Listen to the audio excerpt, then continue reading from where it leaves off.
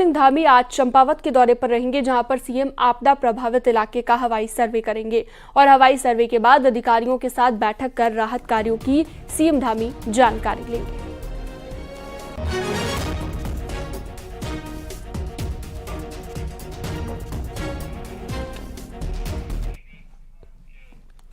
महिला अपराध से जुड़े मुद्दों को लेकर महिला कांग्रेस आज बड़ा प्रदर्शन करने जा रही है। दोपहर में 12 बजे कांग्रेस ऑफिस से मुख्यमंत्री आवास कूच का प्रोग्राम है। महिला कांग्रेस प्रदेश अध्यक्ष ज्योति रौतेला के मुताबिक सभी सीनियर नेता भी इस प्रदर्शन में शामिल होंगे। देखिए, मुख्य मुद्दा इस वक्त हमारे पूरे प्रदेश में जिस तरीके से महिलाओं के ऊपर अत्याचार, बलात्कार और दुराचार की घटनाएं लगातार बढ़ती जा रही है, लॉ एंड ऑर्डर हमारी जो सरकार का फेल है, उसके खिलाफ हम लोगों ने ये मुख्यमंत्री आवास कूच रखा है। हमारे जो सभी सीनियर नेता हैं, हरीश रावत जी, यशपाल आर्य जी, प्रीतम सिंह जी, डिप्टी सीएलपी हमारे भुवन कापड़ी जी, हमारे प्रदेश अध्यक्ष करण मेहरा जी और गणेश गोदियाल जी, सभी लोग इस कार्यक्रम में शामिल होंगे। मोदी सरकार के तीसरे कार्यकाल के शुरुआती 100 दिन पूरे हो चुके हैं, लिहाजा केंद्रीय परिवहन राज्य मंत्री अजय टम्टा ने अपनी सरकार की उपलब्धियां जनता के सामने रखी और दावा किया कि 100 दिन में पीएम नरेंद्र मोदी के नेतृत्व में कई ऐतिहासिक निर्णय हुए, जिनका फायदा आने वाले दिनों में सीधे जनता को मिलेगा।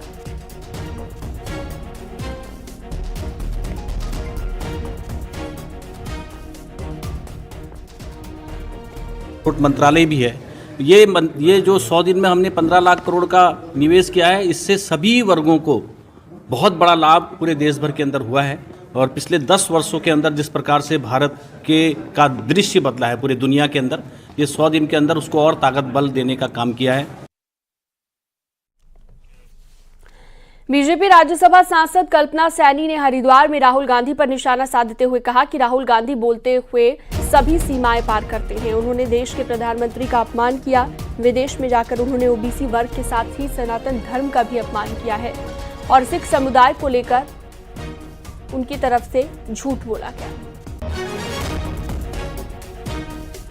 वैसे तो राहुल गांधी बोलते समय सदा ही सीमा पार करते हैं।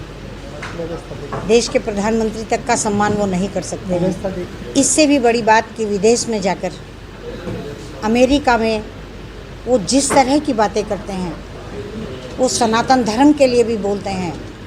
पूरा झूठ वो ये भी बोलते हैं कि सिख समुदाय को भारत में अपने 5 चिन्हों को प्रयोग करने में परेशानी होती है। पौड़ी जिले में डेंगू के केस लगातार बढ़ते जा रहे हैं। स्वास्थ्य विभाग की रिपोर्ट के मुताबिक अब तक जिले में 68 डेंगू के मामले सामने आ चुके हैं। कोटद्वार में डेंगू के सबसे ज्यादा 42 मामले अब तक सामने आए। इसी तरह से यमकेश्वर में 18, श्रीनगर में 4, रिखणी खाल में 2 और पौड़ी और पाबो में 1-1 मामला सामने आया। स्वास्थ्य विभाग डेंगू की रोकथाम के लिए प्रभावी कदम उठा रहा है। नगर निगम और नगर पालिका और नगर पंचायत के साथ मिलकर जिले के अलग अलग इलाकों में फॉगिंग की जा रही है। साथ ही लोगों को डेंगू से बचने के लिए गंदा पानी जमा नहीं होने देते। फुल स्लीव के कपड़े पहनने के लिए भी कहा गया है। मच्छरदानी इस्तेमाल करने की सलाह भी दी जा रही है।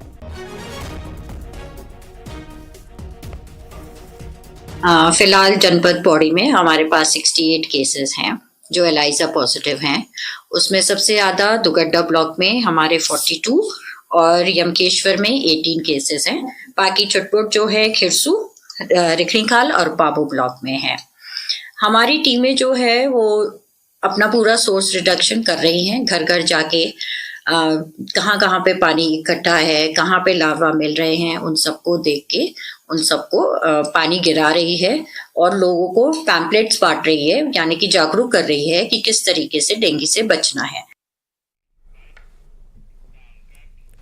आलोक रावत हमारे साथ पौड़ी से जुड़ चुके हैं इस पर ज्यादा जानकारी के साथ। आलोक, एक एडवाइजरी भी जारी कर दी गई है डेंगू के मरीज जिस तरह से बढ़ रहे हैं इलाके में कि आपको अपने लिए खुद ही एहतियात बरतना होगा। क्या कुछ एडवाइजरी में जारी किया गया है आलोक? देखिए, बताना चाहूंगा कि जो स्वास्थ्य विभाग है वो लगातार अपील कर रहा है कि डेंगू से बचाव के लिए जो गंदा पानी है वो इकट्ठा ना होने दे, क्योंकि सबसे अधिक जो लार्वा मिल रहा है वो गंदे पानी में मिल रहा है। घरों में सोर्स डिटेक्शन का कार्य किया जा चुका है और करीब जो 17,200 के करीब जो घर हैं वहां पे लार्वा मिला है। इसके साथ साथ 9,000 के करीब जो कंटेनर हैं उनमें भी लार्वा मिला है। तो कहीं ना कहीं जो स्वास्थ्य विभाग है वो एहतियात बरतने के लिए भी अपील लोगों से कर रहा है ताकि डेंगू के केस लगातार ना बढ़े। और जिले में 68 केस अब तक सामने आ चुके हैं। इसमें 42 केसेस जो है कोटद्वार के डुगड्डा क्षेत्र से सामने आए हैं और पहाड़ी इलाकों में भी लगातार डेंगू अपना कहर बरपा रहा है। जी ठीक है, बहुत शुक्रिया विस्तार से जानकारी देने के लिए आपका आलोक रावत। बढ़ते हैं आगे। अल्मोड़ा जिले में जल निगम की भारी लापरवाही सामने आ रही है। धौला देवी ब्लॉक के दर्जनों गांव में पेयजल संकट से ग्रामीण परेशान हैं। दनिया कस्बा सहित आसपास के लोग हैंडपंपों और प्राकृतिक स्रोत से पानी भरने के लिए मजबूर हो गए हैं, जबकि विभाग सरयू बेलक पंपिंग पेयजल योजना को ठीक से सुचारू नहीं कर पाया है और चिमार्क पेयजल योजना में फॉल्ट को ही विभाग एक सप्ताह में नहीं ढूंढ पाया है।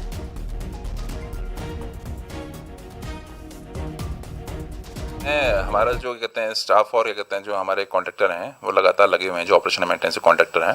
और उसमें जो 100 m की जो ROI लाइन है उसमें से पानी हमने चालू भी कर दिया है। और जो हमारा ये कहते हैं जो इन्फिल्ट्रेशन वाले हैं उसमें विद्युत सप्लाई के कारण जो है उसमें पंपिंग बाधित है। तो उसमें मेरा जो है लगातार जो है जो हमारे विद्युत के जो एक्शन साहब हैं यहाँ उनसे भी हमसे लगातार संपर्क किया जा रहा है और उनकी टीम कल गई भी थी और उसमें विद्युत सप्लाई चालू होते ही उससे पंपिंग चालू हो जाएगी। किशन जोशी अल्मोड़ा से हमारे साथ लाइव जुड़ चुके हैं इस पर ज्यादा जानकारी के साथ। जल निगम अभी तक फॉल्ट को ही किशन नहीं ढूंढ पा रहा है। वाकई एक लापरवाही भी से कहें तो गलत नहीं होगा। अभी क्या स्थिति है, क्या मांग है ग्रामीणों की, जरा बताइएगा। सिनम बरसात हुए 1 सप्ताह से अधिक का समय बीत गया है। सरयू बेलक पंपिंग पेयजल योजना पूर्ण रूप से बंद है। इनका दावा है कि हमने कुछ स्थानों पर पेयजल आपूर्ति कर दी है, लेकिन दनिया जैसे बड़े कस्बे में बिल्कुल पानी नहीं पहुंच पाया। उसके अलावा दर्जनों गांव ऐसे हैं जहां पर पेयजल आपूर्ति बिल्कुल ठप है। चिमार्क तो एक ऐसी योजना है जिसमें विभाग 1 सप्ताह से फॉल्ट कहाँ हुआ है, कहाँ लाइन टूटी है, यही नहीं ढूंढ पाया। तो इससे अंदाजा लगा सकते हो कि जल निगम कितना गंभीर लोगों को पानी पिलाने के लिए है। और ऐसी एक नहीं दर्जनों पंपिंग पेयजल योजनाएं हैं जहां पानी टूटा हुआ है, ग्रामीणों तक पानी नहीं पहुंच पा रहे हैं। और कई जगह जो विभाग जब फॉल्ट ही नहीं ढूंढ पा रहा है तो फॉल्ट कैसे ठीक करेगा, लोगों को कैसे पानी पिलाएगा। जब अधिशासी अभियंता से बात हुई तो उसका कहना है कि साफ तौर पर हमारे पास नहीं तो यही है न जेई है, अकेले में किस तरह से जो है लोगों को पानी पिला पाऊंगे, बड़ा संकट का सवाल है। तो कहीं न कहीं ग्रामीण बहुत ज्यादा परेशान है और लगातार डीएम को भी जो है ज्ञापन के माध्यम से कह रहे हैं कि अगर 1 सप्ताह में अगर उनको पानी नहीं मिल पाता है तो वो जो है आंदोलन के लिए बाध्य होगा। सिनम ठीक है किशन जोशी, बहुत शुक्रिया तमाम जानकारी विस्तार से देने के लिए।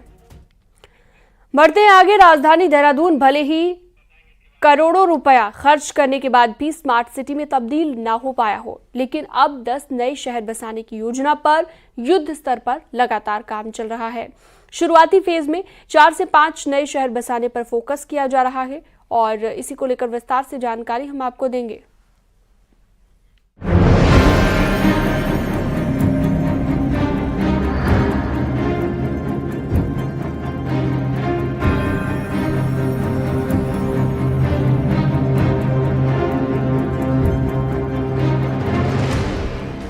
शहरों पर लगातार बढ़ रहे आबादी के बोझ को कम करने और उत्तराखंड में पर्यटकों की बढ़ती आमद के मद्देनजर आवास विभाग ने 10 नए शहर बसाने की योजना बनाई है। लंबे विचार विमर्श और जमीन की उपलब्धता के बाद तय हुआ है कि शुरुआती फेज में 4 नए शहर बसाने पर काम किया जाएगा। इन दिनों चिन्हित जगहों की सर्वे रिपोर्ट पर काम चल रहा है। नए शहरों में देहरादून, उधम सिंह नगर, हरिद्वार, नैनीताल जैसे अधिक आबादी वाले जिलों पर तो फोकस है। पहले फेज में गढ़वाल में ऋषिकेश, कर्णप्रयाग रेल परियोजना के स्टेशनों के आसपास और कुमाऊं में पिथौरागढ़ में नए शहर बसाने की संभावना भी टटोली जा रही है। अभी कुछ हमने पर्वतीय क्षेत्रों में स्पॉट्स आइडेंटिफाई किए हैं, उस पर बेसिक होमवर्क करना हमने शुरू कर दिया है। जिस दिन फाइनलाइज हो जाएंगे मैं शेयर कर लूंगा। बेसिकली मैं ऋषिकेश कर्णप्रयाग रेल लाइन की जो रेलवे स्टेशन है उसके आसपास में आधुनिक शहरों का निर्माण करना बहुत आवश्यक है, उसको मैं प्रायोरिटी के रूप में ले रहा हूँ। शहरी विकास मंत्री का कहना है कि शहरों में लगातार आबादी बढ़ने के चलते कई तरह की समस्याएं पैदा हो रही हैं। सरकार ने पहले प्रदेश भर में 22 नए शहर विकसित करने की योजना बनाई थी, लेकिन जमीन की उपलब्धता नहीं होने के कारण कम शहर बसाने की ही योजना है।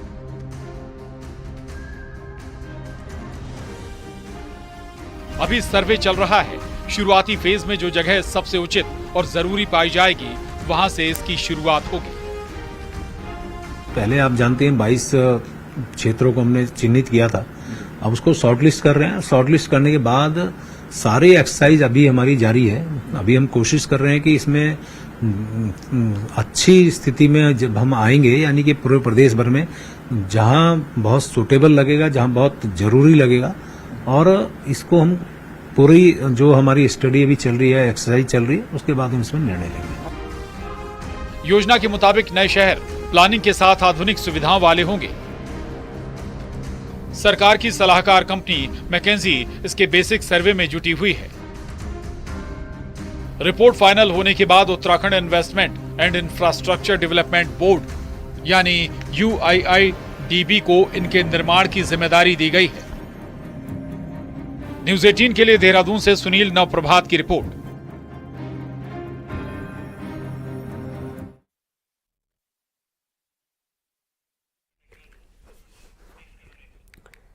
छात्र संघ चुनाव की तैयारी के बीच देहरादून के DAV कॉलेज में शुक्रवार को पत्थरबाजी हो गई और गनीमत ये रही कि पथराव में किसी को गंभीर चोट नहीं आई। तस्वीरों में भी आप देख सकते हैं कि कॉलेज में पत्थरबाजी के बाद किस तरह से स्टूडेंट्स में जमकर हाथापाई हुई। हालांकि जैसे ही पुलिस आई, स्टूडेंट्स भागते हुए नजर आए। DAV कॉलेज में कई बार छात्र संघ चुनाव के दौरान इस तरह की तस्वीरें सामने आती हैं। दरअसल विवाद NSUI और आर्यन ग्रुप के स्टूडेंट्स के बीच हुआ है। पुलिस ने 22 नामजद 25 अज्ञात लोगों के विरुद्ध सरकारी काम में बाधा डालने के संबंध में केस दर्ज किया। साथ ही 11 मुख्य अभियुक्तों को हिरासत में लिया है।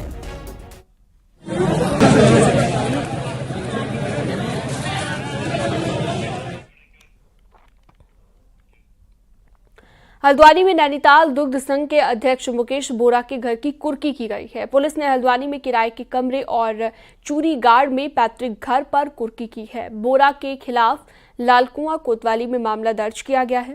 मुकदमा दर्ज होने के बाद मुकेश बोरा फरार चल रहा है। उस पर महिला कर्मी के यौन शोषण और बच्ची के साथ छेड़खानी करने का आरोप लगा है।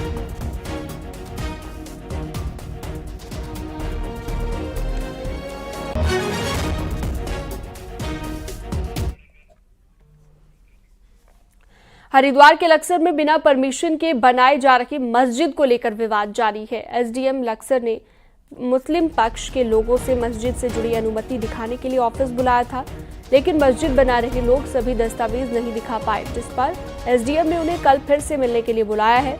मामले में आपत्ति कर रहे हिंदुवादी संगठन के कार्यकर्ताओं का कहना है कि इस क्षेत्र के 500 मीटर के दायरे में दूसरी मस्जिद पहले से मौजूद है। नियमों के मुताबिक यहां पर मस्जिद नहीं बनाई जा सकती।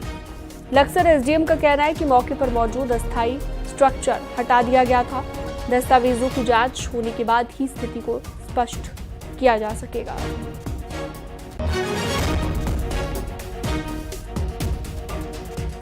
बना हुआ था, जिसको नैनीताल हाई कोर्ट के आदेश के अनुसार उप जिलाधिकारी कार्यालय के द्वारा तोड़ दिया गया था। उसके एवज में वो लोग जो विधर्मी लोग हैं दूसरी जगह मस्जिद का निर्माण करना चाह रहे हैं। उस समय से ही देखिए, जो भी शिकायत करता है उन्होंने झूठी शिकायत ये की कि हम वहाँ निर्माण कर रहे हैं, जबकि हम कोई निर्माण नहीं कर रहे। जो हमारी नमाज पढ़ने का स्थान टीन डाल करके बनाया हुआ है बरसों से, उसी में हम पढ़ रहे हैं। इस संबंध में मैंने तहसीलदार साहब को वहाँ पे भेजा था और अभी सारी चीज़ें क्लियर नहीं है कि उनका अपनी ज़मीन भी बना रहे हैं, ये भी जांच का विषय है। हम पैमाइश भी वहाँ पे करेंगे। फिलहाल हमने जो उन्होंने नया स्ट्रक्चर वहाँ पे, चाहे वो चद्दर डाली हो, कुछ डाला हो, वो तो हमने हटवा दिया था। राजधानी देहरादून के रायपुर थाना क्षेत्र में डोरोथी सीट पहाड़ी के साथ खत्म हो गई, तो अब फिर से इस स्थान को टूरिस्ट प्लेस बनाना एक बड़ी चुनौती बन गया है। एक रिपोर्ट आपको दिखाते हैं। नैनीताल के टिफिन टॉप में इसी पहाड़ी के ट्रीटमेंट पर फोकस शुरू किया गया है। 6 अगस्त को डोरथी सीट टूटकर जमींदोज हो गई। अभी भूवैज्ञानिकों की रिपोर्ट के आधार पर इनको बनाने का काम होने लगा है। पीडब्ल्यूडी को डीपीआर तैयार करने का टास्क दिया गया है।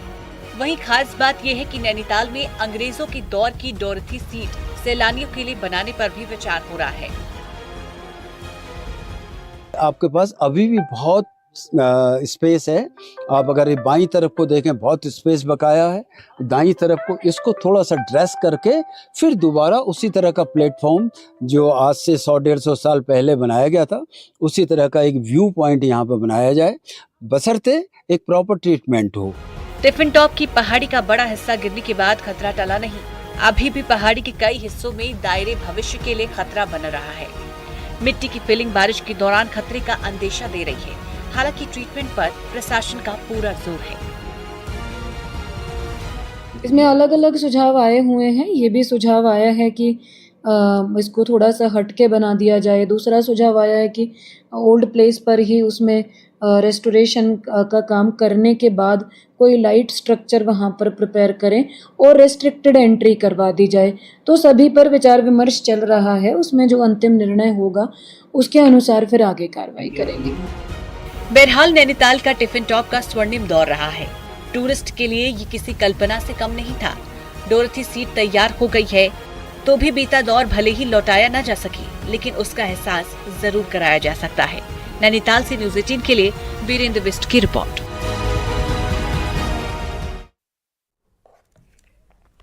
हरिद्वार के जमालपुर कला गांव में एक डीजे गोदाम से सांप निकलने के बाद अफरा तफरी का माहौल बन गया। डीजे गोदाम से डीजे के साउंड बॉक्स गाड़ी में लादे जा रहे थे कि तभी वहां पर काम कर रहे लोगों ने एक कोबरा देखा तो उनके होश उड़ गए और गोदाम के कर्मचारी इधर उधर भागने लगे। इस दौरान वन विभाग को इसकी सूचना दी गई, जिसके बाद वन विभाग की टीम ने पहुंचकर कोबरा को निकाला और सुरक्षित जगह पर छोड़ दिया।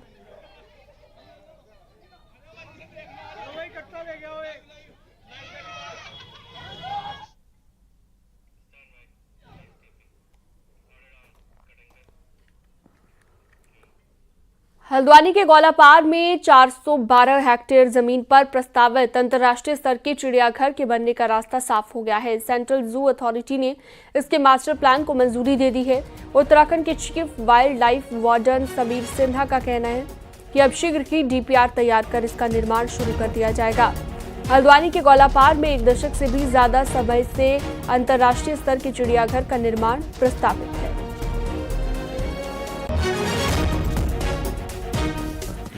हल्द्वानी चिड़ियाघर का जो मास्टर प्लान है उस पर निर्णय बहुत समय से विचाराधीन था और मुझे बताते हुए बेहद खुशी है कि उस मास्टर प्लान को स्वीकृति भारत सरकार की जो सेंट्रल जू अथॉरिटी है उससे प्राप्त हो गई है और अब बहुत जल्दी ही वहाँ का डीपीआर पूरा किया जा रहा है और जल्दी ही वहाँ पर निर्माण कार्य हम प्रारंभ करने की स्थिति में।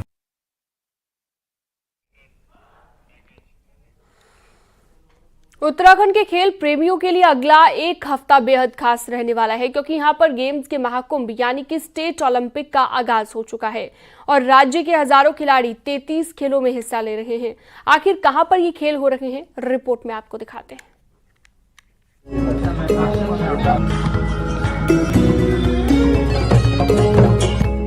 इस गाजे बाजे के साथ रुद्रपुर के इस स्टेडियम में 5वें स्टेट ओलंपिक की शुरुआत हो चुकी है, जो 27 सितंबर तक जारी रहेंगे।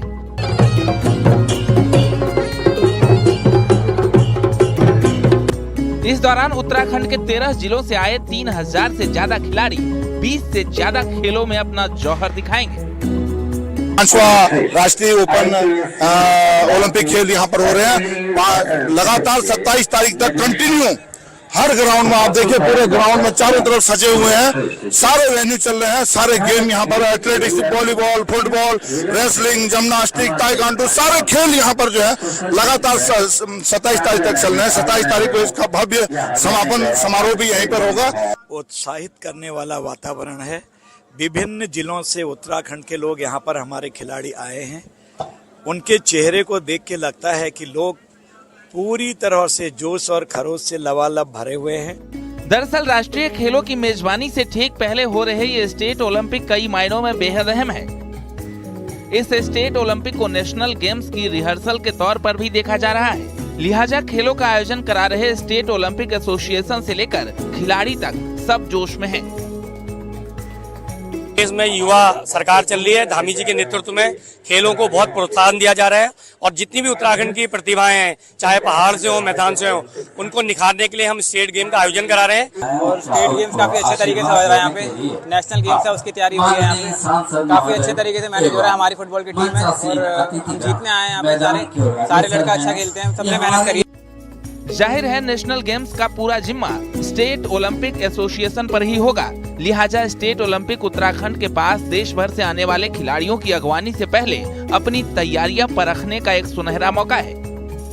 लिहाजा आप भी अगर क्रिकेट, हॉकी, फुटबॉल से लेकर जमीन, आसमान और पानी में खेले जाने वाले खेलों का लुत्फ लेना चाहते हैं तो चले आइए रुद्रपुर, जहां आपको सब कुछ दिखाई देगा। रुद्रपुर से न्यूज 18 के लिए शैलेंद्र नेगी की रिपोर्ट। और अब एक नजर पहाड़ की